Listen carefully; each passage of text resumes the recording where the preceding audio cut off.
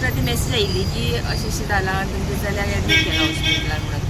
आनी मागीर हांव सकाळीं आयलें सर पळोवपा खातीर. तसो बरो आसा पूण ताका लूज मोशन आनी उलटी जाताली थंय काल भरपूर आनी मागीर राती फिवर बी आयिल्लो. ते म्हणटा की आमी बिरयानी खाली आनी जाली म्हणून अशें म्हणटाले. आमकां सारकें खबर ना न्ही.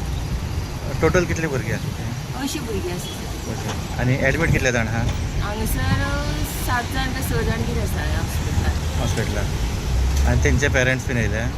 ते काय खबर ना सर म्हाका. हांव म्हज्या चल्या वांगडा आमकां कळ्ळें न्ही राती. मागीर सकाळीं हांव धांवून आयलें पळोवपाक. आतां कसो तुमचो? आसा बरो आसा पूण लूज मोशन मातशें मातशें चालू आसा. एक 4 फावटी कितें जालें ताका सकाळच्यान 4-5 फावटी पूण उलटी जावं ना. आनी ट्रिटमेंट चालू आसा न्ही सलायन लायत आसा बरोबर.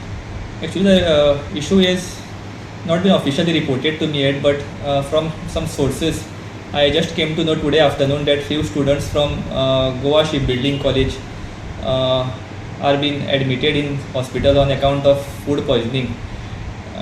Actually, even we don't know the exact cause of food poisoning, but I have already given instructions to PIM Mormugaon to find out the cause, and I'll be also calling the in charge of that college to know the exact cause of food poisoning.